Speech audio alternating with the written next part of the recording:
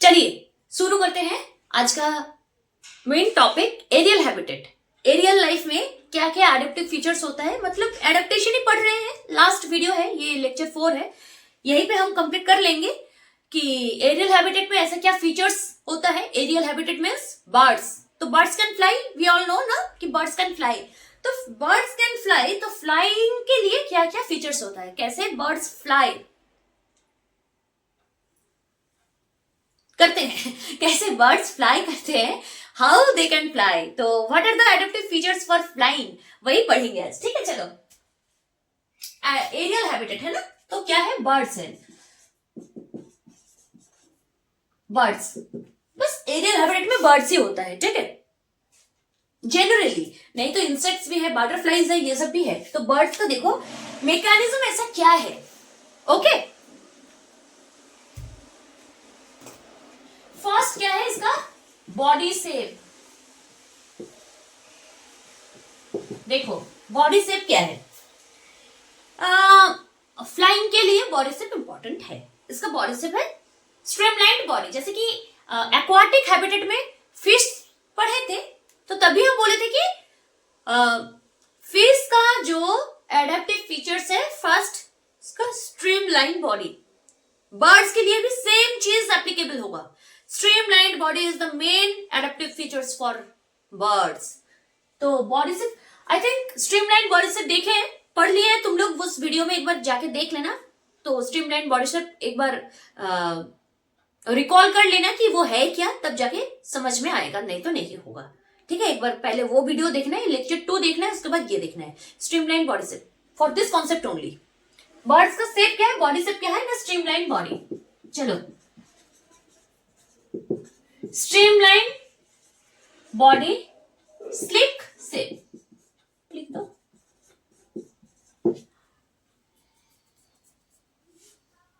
Streamline body क्यों है ना, streamline body to cross the air pressure और to break the air pressure. And slick shape क्या है ना, स्लिक शेप इसीलिए है कि minimize the resistance against the air, it can minimize the resistance of air. ठीक है, because slick shape, because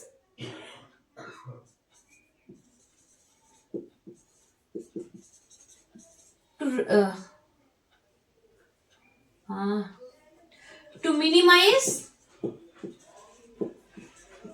the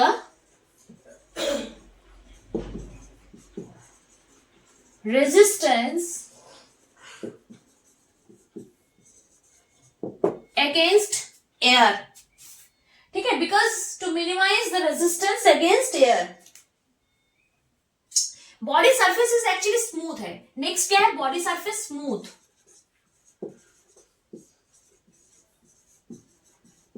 body surface smooth क्यों है, इसी का भी आंसर वही है कि slick shape, body surface smooth क्यों है, because to minimize the resistance against air. ठीक है, ओके। नेक्स्ट क्या है कि विंग्स। अब देखो विंग्स क्या है, इसका 4 लिम्स, बर्ड्स का 4 लिम्स मॉडिफाइड विंग्स में है। 4 लिम्स से विंग्स में मॉडिफाई हो चुका है, तो लिखो कि 4 limbs are modified into wings. 4 limbs modified, 4 limbs are modified to wings, 4 limbs are modified to wings। Next देखो क्या, तो 4 limbs जैसे कि wings में मॉडिफाई हो गया है, तो wings, ठीक है, wings क्या करता है, अब देखो, it can carry और it carries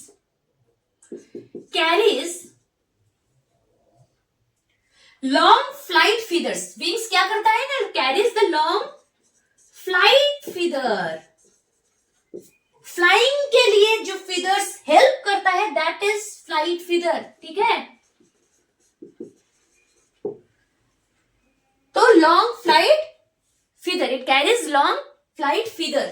ठीक है, नेक्स्ट पॉइंट देखो क्या है, next is wing muscle. Wing muscle, अब देखो क्या है, विंग मसल्स देखो,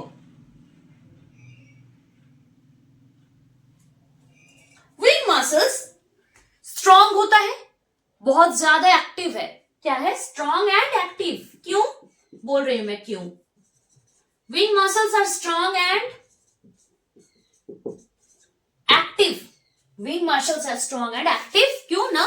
इसका रोल क्या है? विंग्स मसल एक्चुअली करते क्या है ना? विंग्स मसल विंग्स का जो डायरेक्शन है, इसका मूवमेंट को चेंज करता है। क्या है ना? It changes the movement of wings. ठीक है? Helps in the movement of wings. Helps in movement of wings. Okay, तो विंग मसल स्ट्रांग होता है, एक्टिव होता है। It helps in movement of wings. ठीक है? थर्ड, ये हो गया हमारा थर्ड पॉइंट। बॉडी शेप लिख लिए हैं, विंग्स लिख लिए हैं एंड विंग मसल्स। ठीक है? अब देखो, स्टीयरिंग एंड ब्रेक्स का एक पॉइंट है, पहले ये लिख लो। नेक्स्ट पॉइंट क्या होगा? Steering and brakes. एक बार बोलो ना मुझे, स्टीयरिंग एंड ब्रेक कहां सुने तुम लोग? इस वर्ड, ये वर्ड्स कहां सुने? स्टीयरिंग कहां लगता है एंड ब्रेक्स कहां लगता है? मुझे एक बार बस बोलो, स्टीयरिंग एंड ब्रेक्स कहां सुने हैं?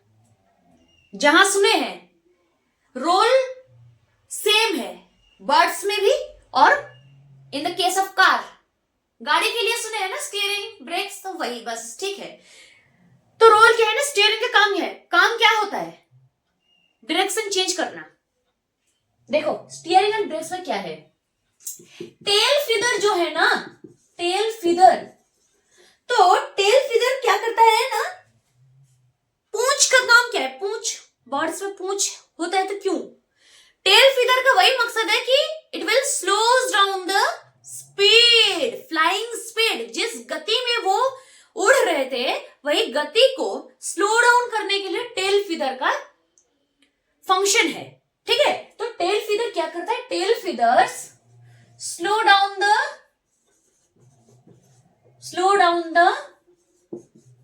Speed of flying,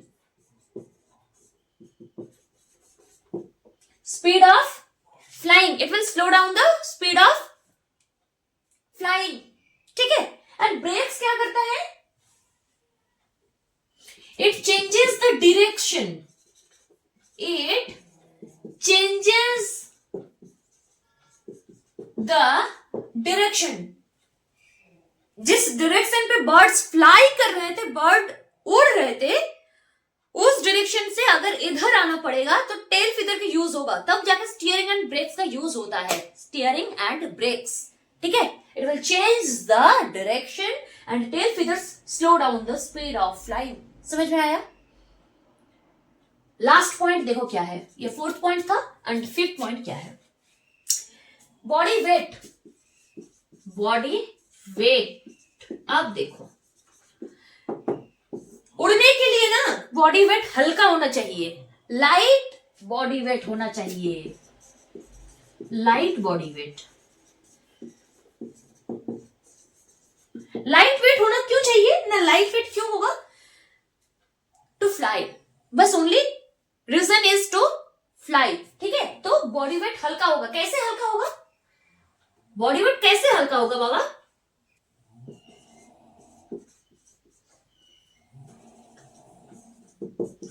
bones are filled with air, bones are filled with air.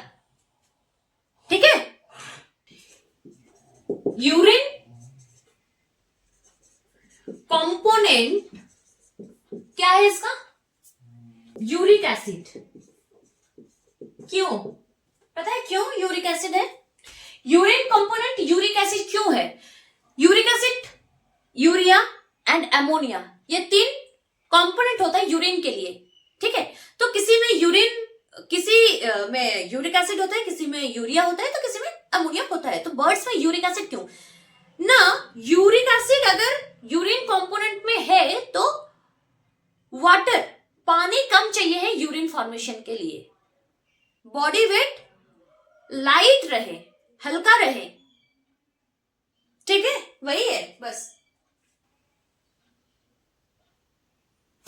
हो गया ना, ये एरियल हैबिटेट बर्ड्स का था। बस बर्ड्स में क्या क्या फीचर्स है? लाइटर बॉडी वेट होगा, bones cavities is filled with air होगा। नेक्स्ट स्टीयरिंग एंड ब्रेक्स क्या होगा? Tail feathers will change the directions. उसके आगे क्या पड़ी कि स्ट्रीमलाइन बॉडी शेप होगा, स्लिक शेप बॉडी होगा, एंड विंग्स मसल्स। इसका रोल क्या है कि विंग्स क्या करेगा? Four limbs is modified into wings. ठीक है, ये सभी है बर्ड्स का एडेप्टिव फीचर्स, और कुछ नहीं, बस यही है एडेप्टिव फीचर्स। एक बार देख लो, पॉइंट्स नोट किए हैं तो एक बार पढ़ लो and then I will erase. Next क्या है ना? सीड्स है ना, सीड्स देखेंगे आप। देखो, adaptation in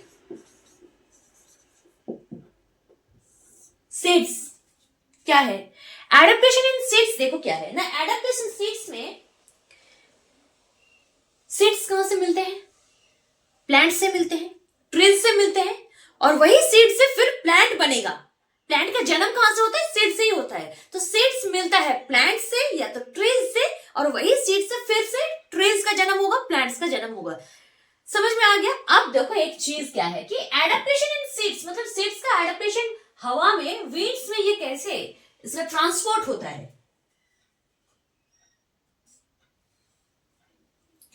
Seeds are produced in large numbers. Produced in large number. Seeds are produced in large number. Next point क्या है?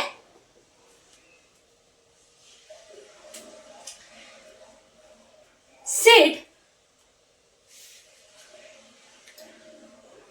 अगर सोचो कि एक प्लांट में या एक ट्री में, एक ट्रीज में फ्रूट्स है, फ्रूट्स के अंदर सीड्स होता है, पता है? तो अगर फ्रूट्स ना है तो क्या होगा? बस सोचो कि सीड्स के बारे में, कि एक प्लांट में सीड्स, जितना सारा सीड्स होगा, सब के सब सीड्स अगर मिट्टी में गिर जाए, वही पेरेंट प्लांट जो है, वही प्लांट जो है, उसका ही सीड अगर पूरा के पूरा वही प्लांट के आसपास एकदम पूरा गिर गया, एंड क्या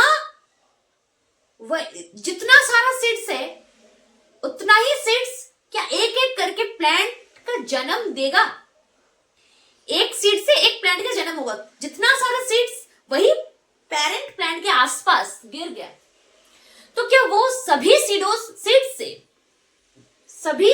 से जन्म होगा प्लांट्स का?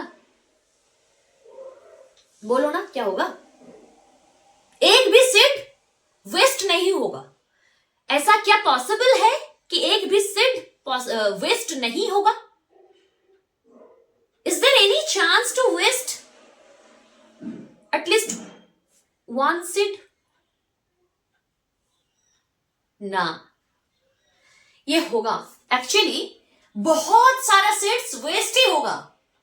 There will be only few seeds की जहां से प्लांट्स, नया प्लांट्स, बेबी प्लांट्स बनेगा। ठीक है, अब देखो क्या ना, अगर ये एक ट्री है, तो पूरा सीड्स यहां, इस प्लांट्स का जितना एरिया है, यहां सोचो, ये पड़ गया पूरा सीड्स। इंसिडेंट यही है जो मैं बोल रही थी, वो यही चीज है कि पूरा सीड्स, जितना सारा एक ट्री में सीड्स होगा, सभी के सभी यहां गिर गया। ये सब सीड्स है, यही पेरेंट प्लांट के आसपास है, पूरा सीड्स है। तो सॉइल इसके ऊपर है सब। तो ये सभी सीड से क्या एक एक करके प्लांट बनेगा? बेबी प्लांट होगा? नहीं होगा, कभी नहीं होगा। क्यों नहीं होगा पता है? एक सीड से एक प्लांट बनने के लिए जितना न्यूट्रिएंट्स चाहिए, जितना मिनरल्स चाहिए, तो सोचो इतना सारा सीड से उसके लिए कितना मिनरल्स चाहिए होंगे, कितना न्यूट्रिएंट्स लगेगा?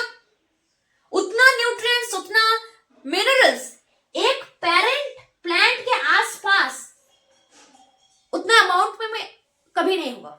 उतना अमाउंट में कभी नहीं होगा, उतना न्यूट्रिएंट्स ना तो ये दे पाएगा, उतना मिनरल्स ना तो इसको मिलेगा कि सभी सीड से प्लांट्स जाके बनेगा। इसीलिए न्यूट्रिएंट्स नहीं मिलेगा, मिनरल्स नहीं मिलेगा। तो इसीलिए क्या होता है कि सीड्स बहुत ज्यादा कुछ डिस्ट्रॉय हो जाता है, सीड्स डिस्ट्रॉय होता है एंड कुछ ही बस बचता है जहां से प्लांट, बेबी प्लांट होगा। तो सीड्स का डिस्पर्सल यही है कि सीड डिस्पर्सल में क्या चीज है ना, डिस्पर्सल से एक ही जगह में, एक ही प्लांट के आसपास पूरा के पूरा सीड्स कभी नहीं होगा। डिस्पर्सल क्या करेगा, डिस्पर्स करेगा, स्प्रेड करेगा सीड्स को, एक जगह से दूसरा जगह लेके जाएगा। यहाँ का अगर यहाँ एक प्लांट, मैं एक प्लांट हूं, मेरा जो सीड्स, जितना सारा सीड्स है, मेरा बच्चा जितना बेबी प्लांट्स मेरे से बनने वाला है, तो वही बेबी प्लांट्स अगर मेरा ही इर्द गिर्द यहाँ पूरा के पूरा सीड्स यहाँ है, तो उतना तो पेड़ होगा नहीं जितना होने वाला था, जितना होना चाहिए था। तो डिस्पर्सल क्या करेगा कि मेरे से जितना सीड्स है, मेरा जितना सीड्स है, छोटा छोटा छोटा छोटा छोटा छोटा छोटा छोटा जितना सीड्स है, सब सीड्स क्या होगा, कुछ यहाँ होगा, कुछ यहाँ गिरेगा, गिर गया यहाँ कुछ, यहाँ से और प्लांट्स बनेगा, 2 4 5 6 ये प्लांट्स होगा। बाकी जितना सारा सीड्स है अगर यहाँ ही गिर गया तो वो तो वेस्ट होगा भाई, तो वेस्ट तो करना नहीं है। क्या करना चाहिए, क्या होता क्या है ना, यहीं से बाकी सीड्स डिस्पर्सल होके कहीं और जगह में, कहीं और जगह जाके गिरेगा, तो वहां जाके उस प्लांट का जन्म होगा, क्योंकि वहां तो उस मिट्टी में तो सॉइल्स में न्यूट्रिएंट्स, मिनरल्स भर के हैं। इसीलिए होता क्या है कि seed dispersal is important through the air. और डिस्पर्सल होता कैसे सीड्स का, ने एयर के माध्यम से होता है, एयर के माध्यम से होता है। तो सीड डिस्पर्सल इज इंपॉर्टेंट इसीलिए कि सभी सीड्स से एक एक करके बेबी प्लांट बन पाए, वेस्ट ना हो, इसीलिए डिस्पर्सल। एंड डिस्पर्सल होता कैसे, through the air, through the wind, through the air. समझ में आया, ठीक है। और इसमें कुछ नहीं है, कुछ है ही नहीं, एरियल हैबिटेट हो गया और सीड डिस्पर्सल या तो adaptation of seeds in air हो गया। चैप्टर खत्म, 4 लेक्चर हो गया ना इस चैप्टर में, चैप्टर खत्म, लेक्चर खत्म। और इस चैप्टर के लिए मैं कभी नहीं आऊंगी, ठीक है। वीडियोस एक के ऊपर एक देखते जाओ, क्योंकि क्लैरिटी होना जरूरी है। और सीक्वेंशियली देखो कि लेक्चर 1, उसके बाद लेक्चर 2, लेक्चर 3, लेक्चर 4, ऐसे करके ही देखो, एक के बाद 3, या तो पहले 3 देख लोगे, लेक्चर 3 देख लोगे, उसके बाद 4 देखोगे, उसके बाद एक, कुछ नहीं समझ में आने वाला तो देखो, हो सके तो लग रहा है कि हाँ मैम ये तो हो गया, मुझे इतना, मैं जितना स्पीड में पढ़ाई हूं, तो तुम्हारा अगर लगे कि मैम इतना तो मतलब समय वेस्ट होगा, तो समय बिना वेस्ट करके 1.5x में, 1.25x में, या तो 1.75, जिसका जो पॉसिबल है, जो जिसमें समझेंगे वही स्पीड करो and then you study only, बस पढ़ो, ठीक है। एंड 1.5x में देखो, अच्छे से समझ में आएगा, पूरा वीडियोस देखो, ठीक है। और प्रॉब्लम कुछ है तो कमेंट करो, I will see the comment, ठीक है। चलो टाटा।